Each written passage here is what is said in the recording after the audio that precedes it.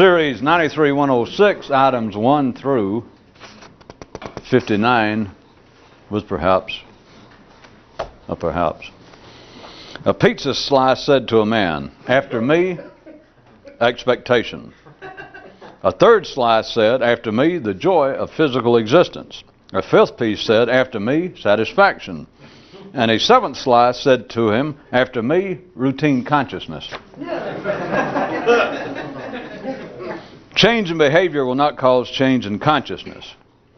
Truth.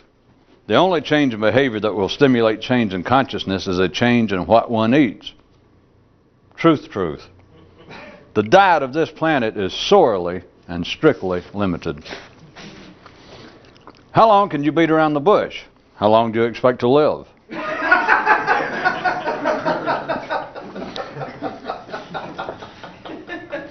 What if habitual beating around the bush is not the problem, and the solution is in recognizing the bush for what it is? To his mind, one man sarcastically said, "Talk, talk, talk," and it replied, "That's easy for you to say." No man is alert and individual if his mind runs on the collective's time clock. Involvement in the critique of man's mental affairs is much akin to the painting of sand castles. Telling other men what is wrong with life is the same as telling them that they're alive.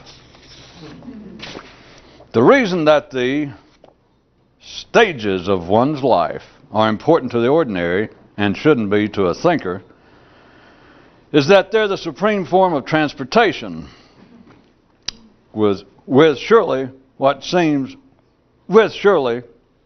surely seems headed in the only direction possible, but which for the alert simply cannot be. A man asked, "Do you think we'll ever catch up?" and was told, "Not if you're lucky." A man asked, "Do you think we'll ever catch up?" and was told, "Not until you die, and if you're lucky." History was meant to be allegorical, and a man's past illusionary. A real man, that is. The specifics of what a man's ordinary mind ordinarily thinks about is of no importance whatsoever, unless he believes that it is. And if he had any sense at all, why in the world would he believe this? Man's ordinary mental processes are not unlike a dog still crouching behind its ear even after the fleas have left the scene.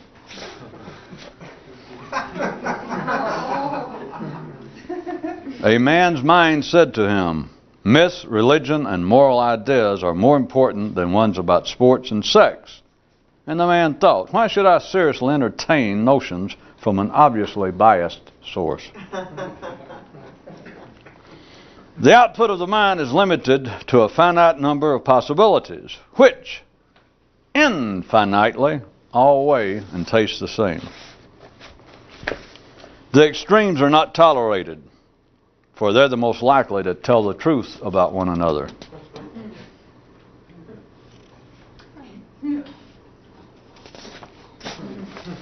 Theatrics.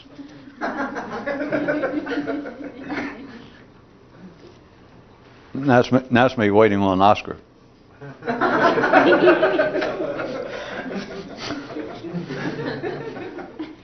It's a good thing some of us don't have anything else to do. Important. Ordinary thinking, a frenzy. Ordinary thinking with extraordinary, unfocused pressure applied thereto. A frenzy thrown into a frenzy.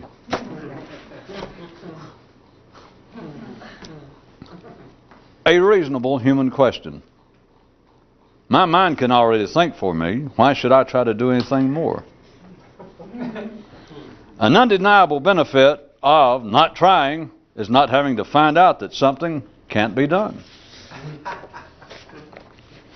One morning, as he arose from his bed, a man looked at his dog and then at himself and thought, "One of the unique joys of being human is that from day to day, you never know exactly how you're going to feel."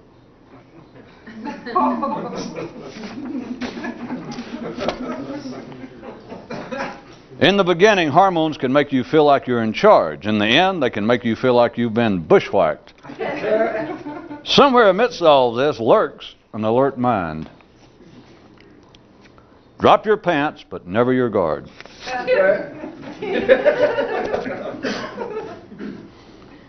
When a man has no cures to offer, he no longer has any ills. You may be pithy, or you can be fat. You can be pithy, or you can be fat. It's better to be pithy, if not outright silent. Only the sick cause a commotion. Well, perhaps an Emmy, if not an Oscar. Stella.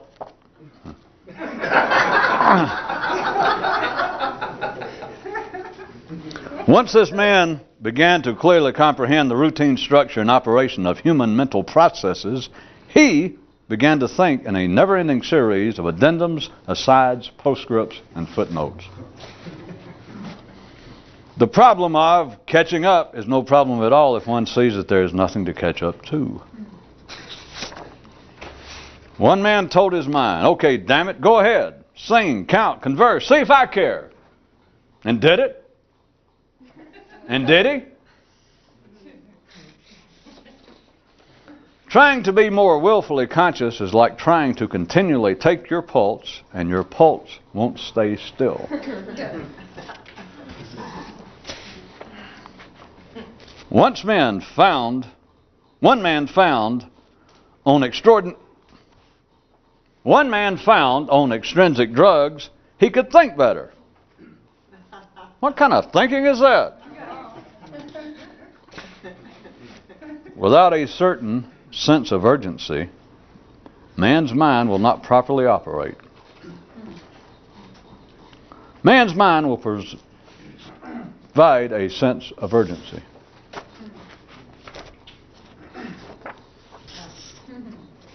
Did I blow it, or did you blow it listening? Without a certain sense of urgency, man's mind will not properly operate. Man's mind will provide a sense of urgency. Okay, if no Oscar or Emmy, how about this? How about a Grammy?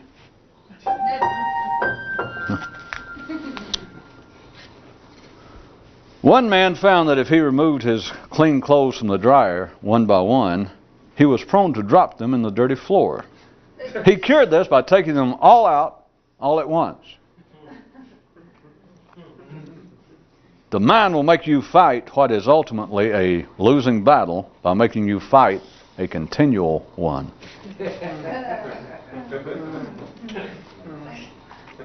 Anything that doesn't take any effort or attention isn't anything. The mind can't write home because it's always there.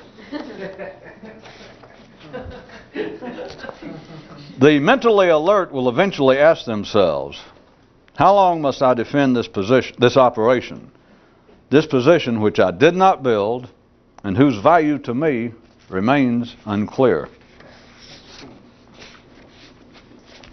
Why should the living speak of the dead when turnabout's not in the scheme? All right, how about a Pulitzer? Hey, Pulitzer. What? One man thought, I am not a solo act. I am a dance team. Me and my mind. How did I get in such a position? I never decided I wanted to be part of an act.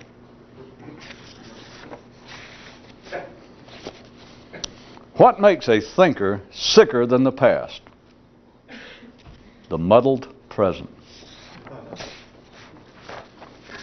Desperate times call for desperate measures, but these aren't desperate times, unless you're committed to alert measures. A thinker stranded on an alien planet thought, it's not the specific foods that poison me, but rather the fact that I must dine here at all.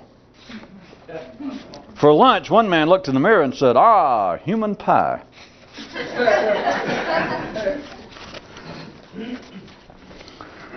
The mind, man's collective mind, says to each individual, resistance will do you no good.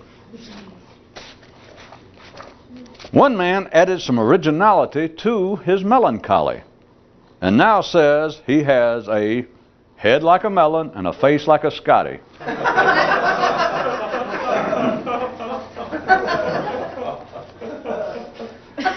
Words won't let you down unless you depend on them.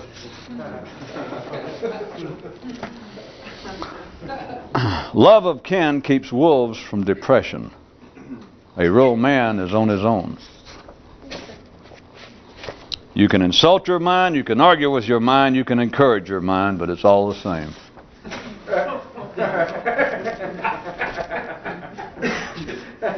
A thinker's only hiatus is going back to his ordinary state of consciousness. And that's a bummer, not a vacation.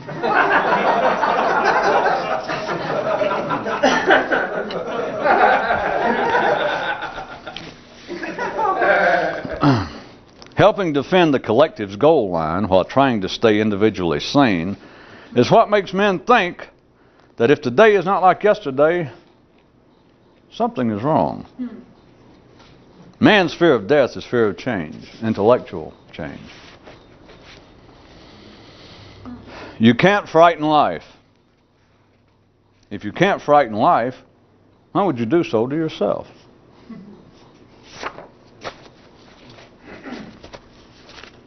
Well, perhaps I can win the Mark Van Doren Award. Inside the armor of every mythical knight is a non-mythical knight. And inside of every non-mythical knight is a dragon in an evening gown. And stuffed into the bra of every dragon's evening gown is a copy of this information, which no one ever reads.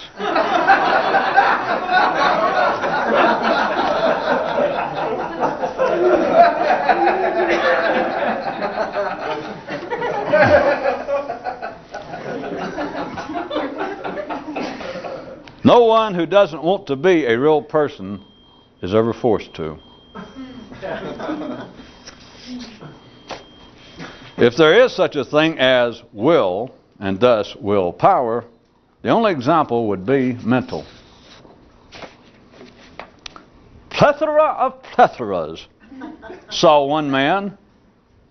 The mind forever soars through itself. A new center established is a bird that can hover.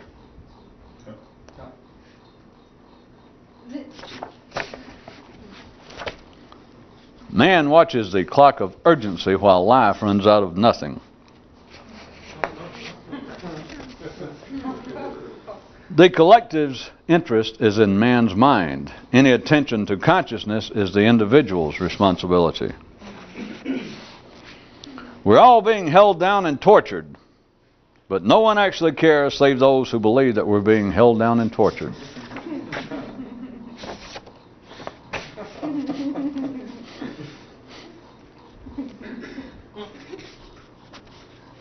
I thought I just stepped on Norman Vincent Peale. I didn't mean to, but the gods speak to ordinary minds. Real people attempt communication with themselves. Being individually alert amidst the collective's consciousness is like trying to tap dance on a floor covered with roaches who move at the speed of light.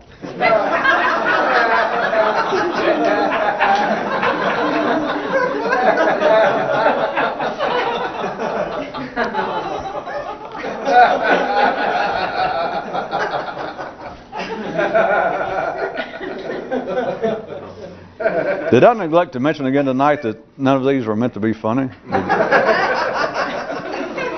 Doesn't seem to do a heck of a lot of good. At the hormonal level, tomorrow is always a shock. The neural, get ready man, says, you ought to get ready. One man's private prayer was, if I should die before I wake, I deserve to die.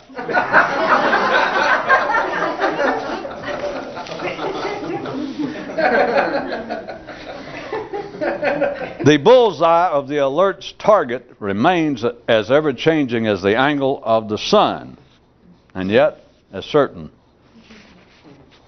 No creature struggles to survive like man's mind. This, if nothing else, stamps its singularity.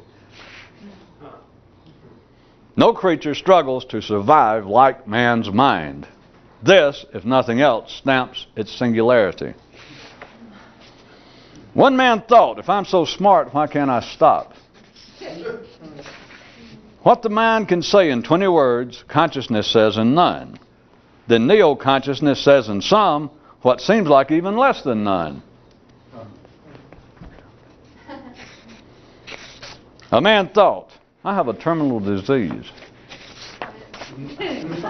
Poetry, metaphors, and symbolism are all indeed captivating, in that they help keep a mind from having to look at life plain and point blank. A man thought, too long have I pursued a horse with no rider.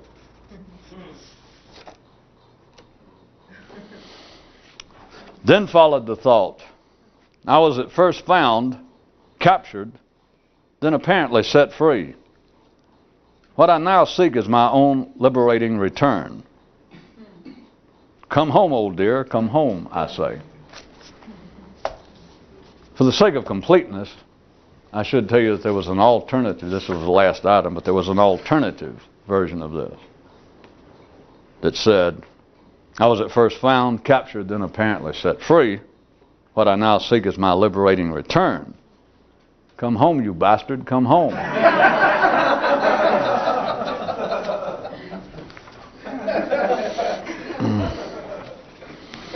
A slice of pizza said to a man, we're back. I bet by now you people can figure out whether a slice of pizza is literal, metaphorical, symbolic, or with anchovies. Or even hormonal. How about that? A slice of pizza said to man. How about drop the A? All right, a man or man. After me, happy expectation. A third slice says, after me, the joy of just physically being alive. And a fifth piece says, after me, satisfaction. But a seventh piece said, after me, routine consciousness.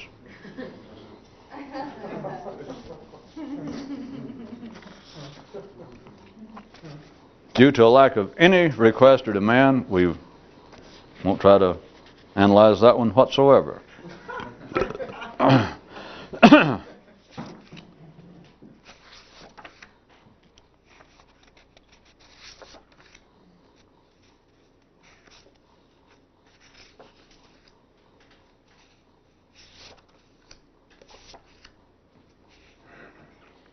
Read this one again since I blew it the first time at least.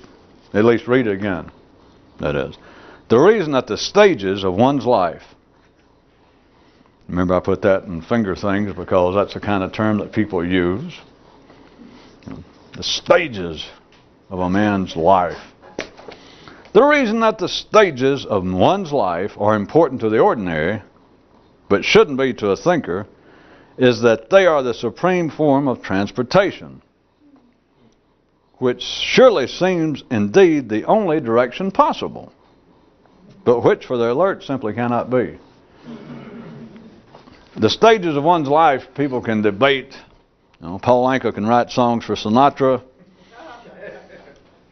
Plato can sit around and discuss whatever they discussed back then at banquets, supposedly. Psychologists, counselors, ordinary men can think that they are plotting and considering the stages of one's life. And they may try to infer that they are psychological, sociological, economically based, when you and I know they are hormonally based. And seeing as how that is almost entirely unacceptable, they're called something else. They're described as having an otherwise basis. But ordinary people must take into account that my life seems to have gone in stages. And they also must take into consideration that this apparently is the only possible direction the transport of life can go. I mean, what choice have you got? Ordinarily, if you were just back, when we say ordinary people, your own ordinary mind. You go in a certain, apparently, progression that seems to be, if you're ordinary, that seems to be not that far removed from your contemporaries. Seem to go through those kind of stages. And again, assuming that you're fairly sane, you're not extraordinarily depressed or psychotic and all that. Just an ordinary fellow. You would have to conclude while sitting over coffee or by the water cooler with someone that as much as you may dislike some of the stages, such as ordinary people getting old, that you must conclude, well, this is proper. It's the only direction things can go. Whether I particularly like this stage of my life or whether I like that the progression seems to go like this, it's natural. Everybody else does it.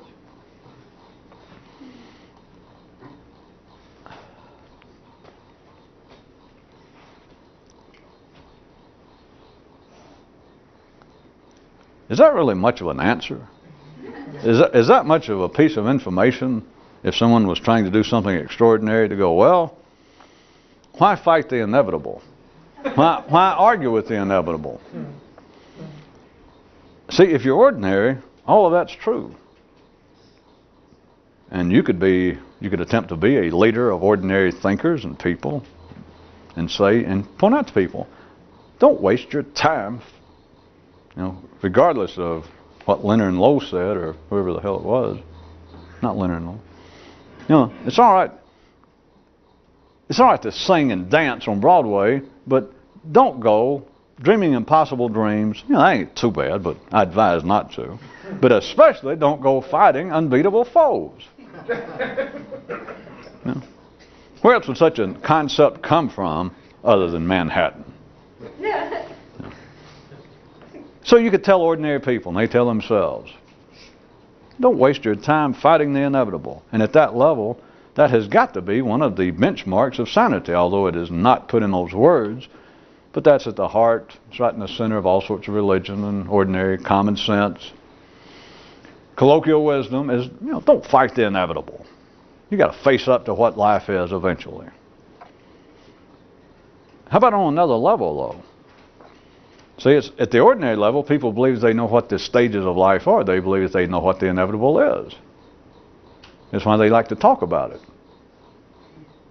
You understand? The inference is they don't. That's why they like to talk about it. The ultimate example being the idea of a life after death, since they don't know what life here is.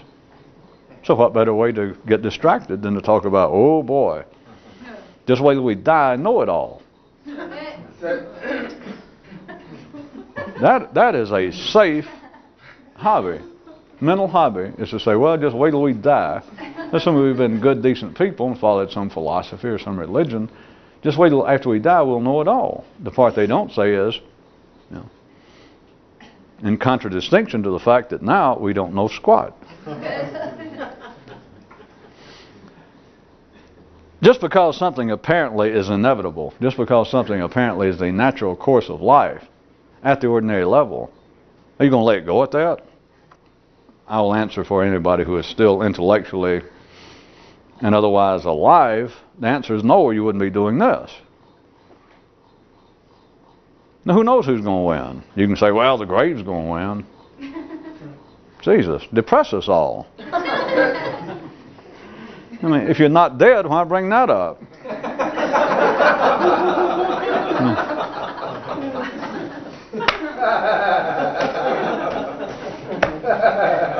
Now you begin to sound like one of those tankers that they bring out to fight a guy that's just won the heavyweight championship.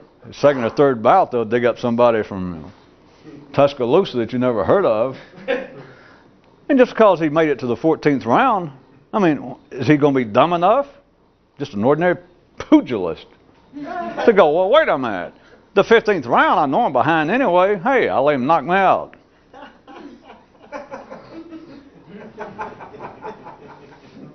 Have we absolutely put irrevocable stretch marks on the allegory of dying? At any rate, anywhere between here and dying, I'm suggesting that you make a serious mistake, not for me, you'd make a mistake to also let someone tell you exactly what's involved, but to accept any of it is inevitable. Physical parts of the stages of one's life, I guess you can't get around, since it is leading up to the 15th round, finally. That is, you are going to die. But the rest of it, although it's not put in these words, the rest of it, the collective has already decided, is also inevitable. That all of humanity understands that you're going to ultimately die physically. But they have also concluded, without putting it in these specific terms, that somewhere long before that, you're going to die. They don't put it that way, I know. But it's the stages of one's life. It is considered to be the natural progression that no one's surprised if you meet a friend of you had in college that was going to write a great symphony or do some great deed, undertake some great adventure, and you meet him, you both been out of school 10 years and lost touch, and you meet him, and he's not off on any great quest. He now works in an office, and he's married, a little overweight. Oh, you know how it goes. You don't find anything extraordinary about that. You'd find it extraordinary if it were otherwise. The collective intellectual wisdom of man has it that men are dead intellectually long before they lay down physically. And you know that's not true. And yet it works on you. The weight of the entire collective civilized city is on a man. You can fight it, but it's much easier to go along with it because the pressure is always there. There is nothing ordinarily available to encourage one to do it.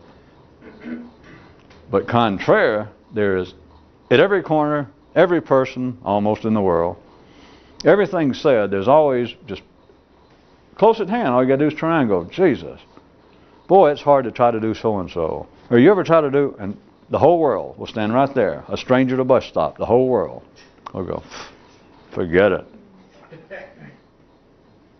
Was that vague enough? Was that that was the fourth explanation. I intend that to be the enigmatic explanation that was vague enough that you got to participate for it to make sense. Believe me, it made sense. I just left out little pieces of it.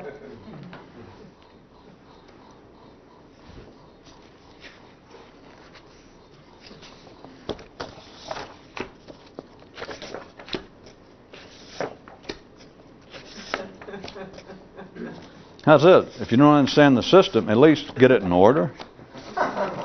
Get the name right. Well, I don't have any idea what all this means, but sure is printed up nice, and I'll keep them in order and get the stack straight.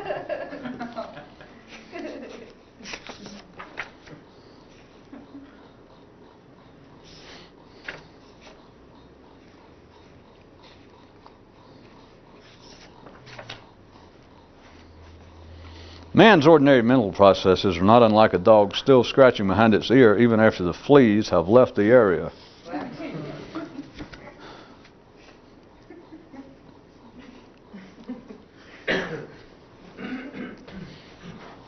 How much of an absolute working inventory does anybody have about what you think constantly?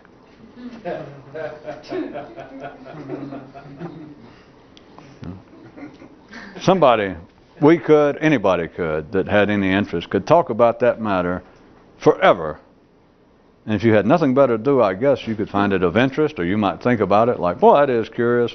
And you could hear allegories, you could hear stories. I can make up fairy tales, or someone else could, about what goes on in a man's mind, which I've done myself. I've been as subject to it. And you go, yeah. And even write notes like, boy, that's something. You know, me telling you what you're thinking. Boy, I never thought about that. What do you mean you never thought about it? You go, hey, that's true. That's true. Well, I'm not sure it's true, but that sounds like, I bet I have thought about stuff like that and didn't notice it, so I'll write this down.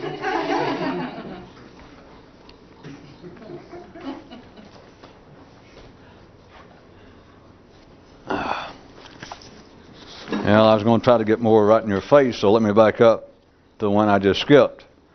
The specifics of what a man's ordinary mind ordinarily thinks about is of no importance whatsoever unless he believes it is. Does that about cover it?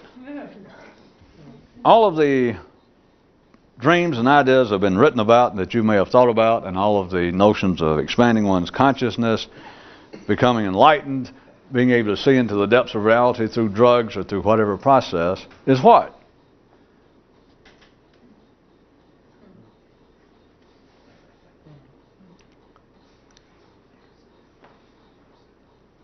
As long as a man is taking notes, and I don't mean you guys personally, but as long as a man is taking notes in life, as long as a man is counseling with others, as long as a man is seeking out advice, man is reading,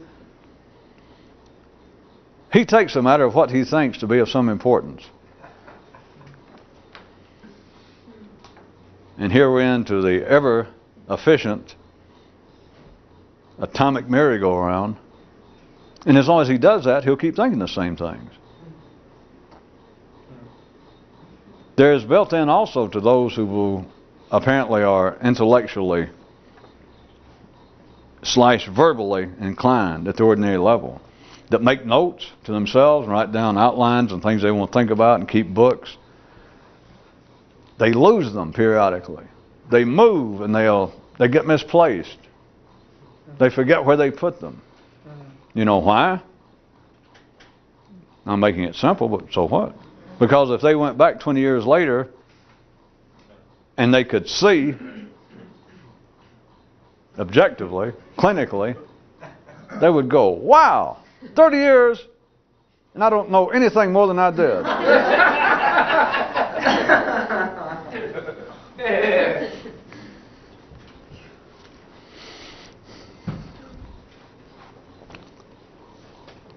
How can a man escape if you think there's a question about whether what you think of is important or not? How? The answer is obvious. You can't.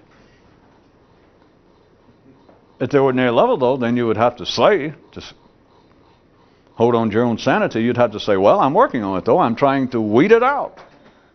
I'm trying to separate the wheat from the chaff, intellectually speaking, allegorically speaking. The brain's not an allegory. Only talking about the brain's an allegory. Now, you could be specific. You mean like scientific, like medically speaking. Oh, yes. And that's not allegory. Well, certainly not.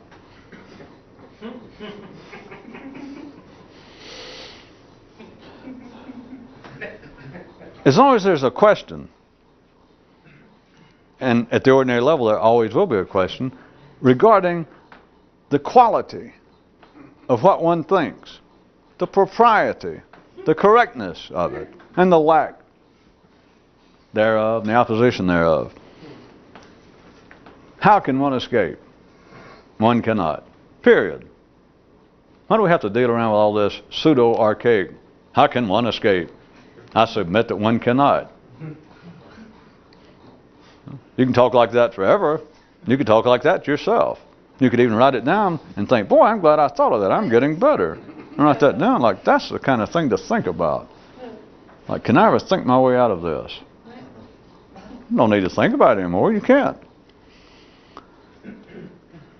It is only when you stay involved that what I'm thinking about is of some importance. I shouldn't say more about that kind of crap. I just make... Well, sometimes people can tell when you just start making stuff up because they're mine. I can see some of you, your mind kind of digs in its heels and go, oh, come on, you know. That's a bit much for you. I know.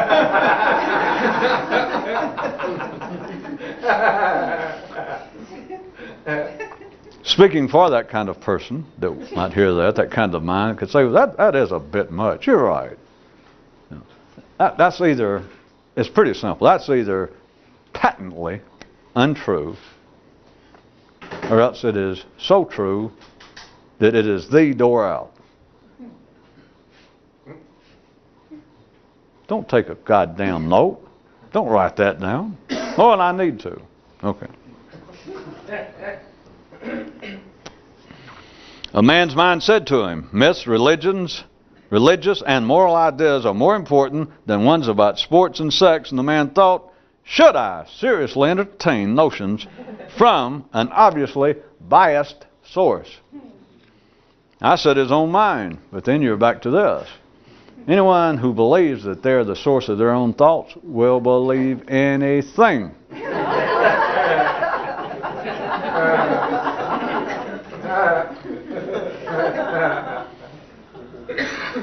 Yet from any civilized, any reasonable view, we all know. I just picked out areas, myths, religious, and moral ideas. We could plug in others, but that about covers it. Scientific, social, civilized, but all the way from moral ideas to the myths to the metaphors of life. Those kind of ideas are of much more value than ones about square dancing, the top 40, sports, sex,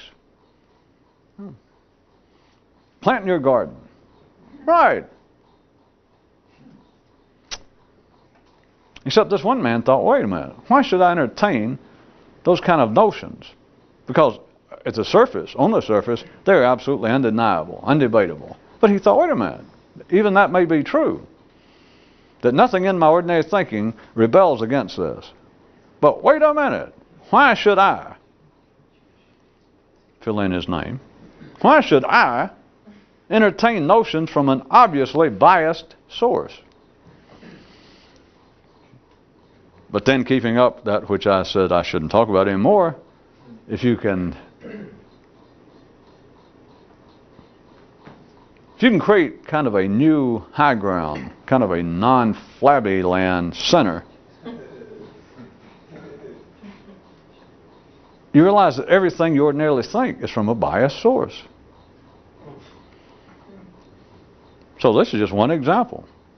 Now, how many other examples are there? How many examples do you live? How many examples are there? That's one of those great questions that is its own great answer. That this is one example of biased ideas.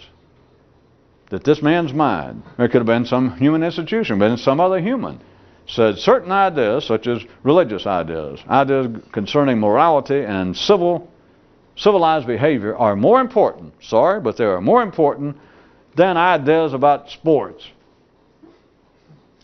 and cars. That is one idea, right there, is one example of sources that are biased. And then you said, backing up, well, how many examples are there? And I said, well, how many examples are there? That's the answer.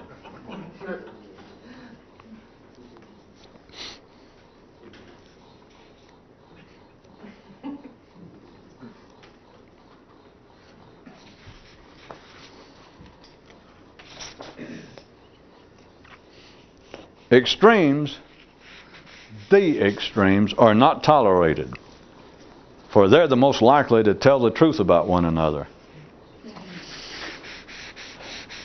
Using the truth to begin with, in the ordinary sense, I didn't put it in quotation marks. Everybody thinks that there is some truth out there, and that people, even ordinary people, if they're reasonably sane, if they're not actively seeking it, at least they're in favor of it. What if we took the truth to be that which, if we were an outside party to some partisan situation, which would take a partisan situation for there to be extremes. Talking about some great rainbow, some spectrum, and it starts out talking about the extremes. So we got partisan situation, whatever it is. In one man's mind, between two nations.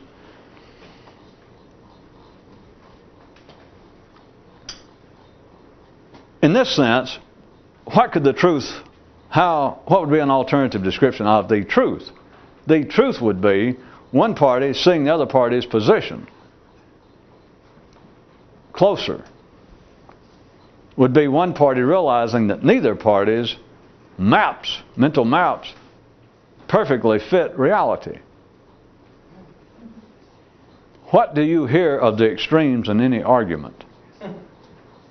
In a civilized milieu such as in which most of us live? Almost nothing. And if you do hear of it, it is in a most pejorative sense. That they are, in fact, it is automatically. It is a onboard, predetermined, instantaneous insult already. Did you say, well, such and such debate went on today, but outside the meeting room were some extremists. And you know what it's going to be. Either pro or con, but there's going to be extremists. They're going to show a shot out there if you're watching video news, and there's going to be people obviously looking deranged, quite overheated, nearly out of hand, obviously of a low mentality. It's a built-in, it's an automatic insult. Well, we don't have to listen to this. There's nothing but a bunch of extremists. I know. And there's good reason. I'm not saying that they shouldn't be acting that manner, but here it is. The extremes are not tolerated because they're the most likely to tell the truth about one another. Put it to you another way. Who loves you? And his mind said, babe. Who understands on a merry-go-round, who understands the nature, who understands the anal nature of the horse ahead of you rather than the horse behind it visually? Would you like me to reverse it? Who better to give an observation, even a diagnosis of one's visual condition on a horse on a merry-go-round than the asshole of the horse in front of it? The proctologist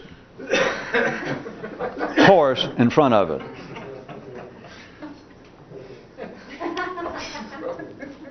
The extremes in any situation. And situation is sorely limited, by the way. You should be able by now to look at it as life itself, ongoing life. I could pick out examples, but I assume you could already put in your own. When I said you can see a news film and they'll say outside the meeting rooms, two parties were discussing, two religions, two nations, two political parties discussing something. And outside were some extremists. The police had to keep even the extremists away from each other. The right-wing extremists, the left-wing extremists. And they're waving banners, and they're just dismissed as like, well, that's, fleas on a dog. They are dismissed, rightfully so. But there's also something else afoot. Now, please get past any examples. I just backed up so I know that anyone who was listening, you had your mind immediately plugged in some kind of example. Life. No discrete situation. It's not limited to that. It is the ongoing phenomenon of life. It is life breathing in and breathing out. At the intellectual level, which is man, the extreme positions, the extremes are not taken into account. Anything they have to say, they are dismissed as being extremist. Because they reflect better, is why I'm saying nobody understands one little horsey. Horsey aids his eyesight on a merry-go-round. Who understands it better? Who has a better insight into it than the rectum of the horse in front? Who understands this end of the rainbow better than this end? Understand, I've changed the terms now. I said they're the most likely to tell the truth about one another, so they're not tolerated. And tolerated in the broadest sense. They are not entertained seriously. Look at your own mind, assuming that you are, well, we automatically assume that you are reasonable, intelligent, civilized, sophisticated, modern peoples, and therefore not given to extreme views and anything in your life. Moderation. Moderation. At least you struggle to be non-prejudiced, non-hostile, a civil person making your way through life. You do not tolerate within yourself extreme views at the ordinary level, because they are what? Extremists, righto. And therefore they're not in any way informative. What ho? What ho? What ho? What if they're too informative? You already forgotten this? The views of the extremes themselves are not tolerated because they are the most likely to reveal that which is not normally revealed about one another. A plaster horse on a merry-go-round, what's he going to tell you about his eyes? Much less his other end. Shouldn't say much less. If you had to do without one or the other, So don't say much less. I think you could live longer blind than you could.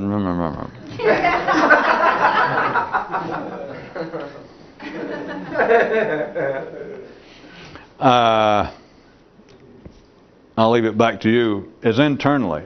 It's still part of the idea. It's still part of the mechanism of ordinary mentation that men think that certain ideas, at the ordinary level, remember, which is all you ever think about, mentally.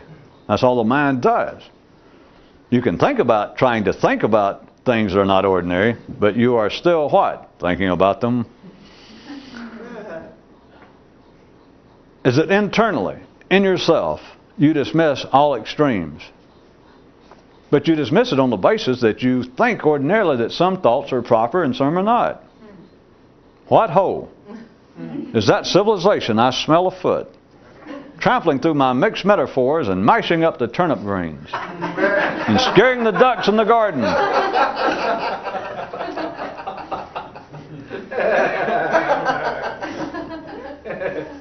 Yeah. Back at the almost the collective head springs of all philosophy, religion, on every part of this planet has been the idea of moderation. The middle road, the middle way. It normally falls into, as all such ideas do, into the area of behavior, since men cannot affect that kind of change on themselves internally, neurally. But moderation. There's no need to be a fanatical about, having a little wine, but there's no need to be a drunk. There's no need to be a prude about sex, but no need to be a libertine. We've got to keep civilization together and the family and etc. Moderation, the middle road. Right? Why? Besides the collective reality that, as always, we should all be in favor of that. If they have a rally outside after this about the pro-moderation society and you go past, throw a quarter in their cup, or at least go right on. You should be in favor of it. But internally, personally, what does it reveal?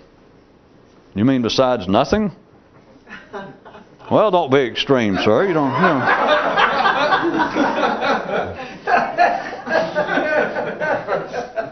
No need to get your panties all in a bundle there. But do note, everything in you now, mentally, tells you that extreme views are not only improper, but you just absolutely dismiss them. That is, well, I'm not even going to tolerate it. You understand at an ordinary behavioral collective level, they shouldn't be tolerated. They serve no purpose here nor there. But the point is the idea that moderation in some way should be the desirable aim. That is so close and yet so what? Far away. Because it's not moderation. That sounds like a step forward, right? That, we don't need to be extremists in our behavior, nor our views, says a man, aspiring to something beyond mere ritualistic behavior, aspiring to actually think. We do not need extremes even in our views, even in our feelings, even in our attitudes. Pressing on, he says, in fact, as a goal, what we should have is some form of moderation. And he even wants to make notes of, from his own self. That is the kind of thing that life, another item in there that point out that life will keep you involved in what is ultimately, keep you pursuing what will turn out to be, if you're trying to do something extraordinary, a losing battle by making you fight a continual one. Which I could refer you back to the ordinary notions that there's some kind of apocalyptic battle coming someday between the forces of good and evil, or you owe me and I owe you, and somebody's got to win.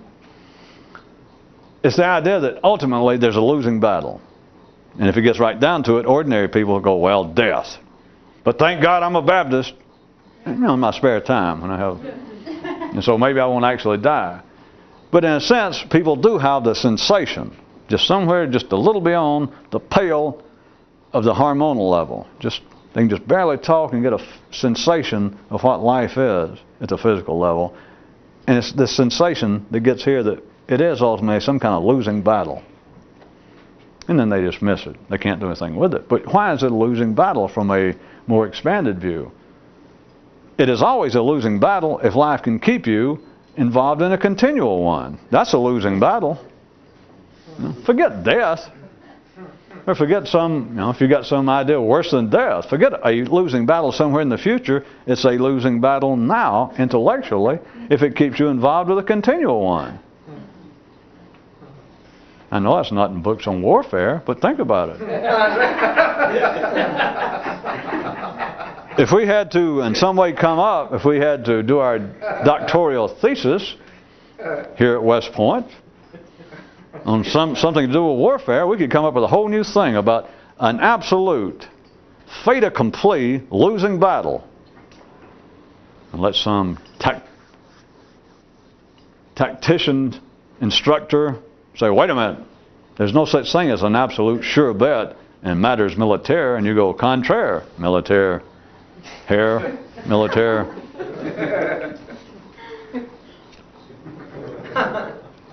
Enough rhymes. They could say there is no such thing, especially in battle, as a sure victory. Yes, there is. All you've got to do is keep the other side fighting forever. How simple do you want it? And nobody, including, I might say, George C. Scott, ever even thought of this.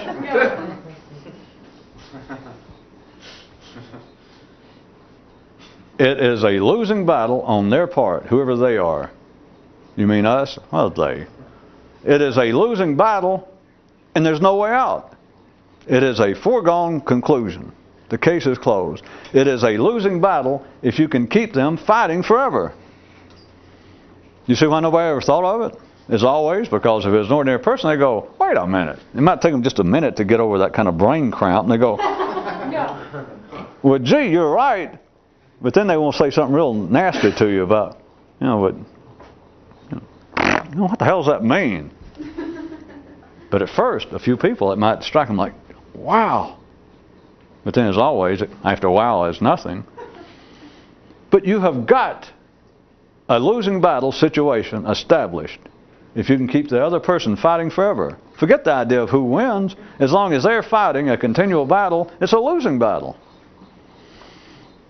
As long as life can make you still try to straighten yourself out, then hey, you're the poster boy for the crooked man.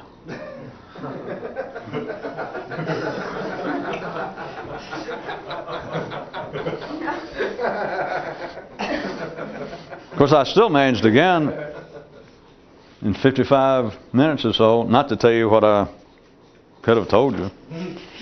Life is not keeping you involved with some kind of battle like that for some collective reason. Even if it is, let me tell you the truth. If I know something and what I just told you is true, then I'll tell you this.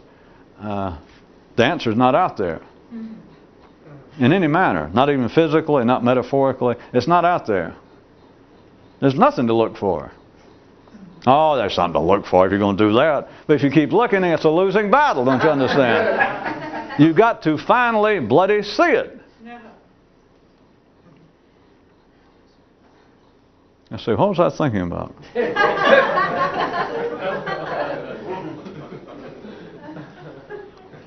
Was that a hint? Oh, what? What?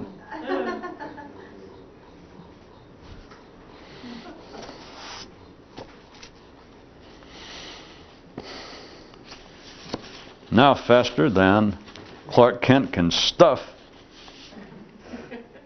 socks in his shorts.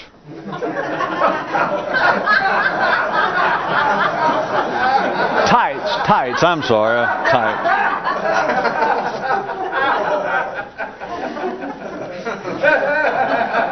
Since we're at the end, we will jump through all of these.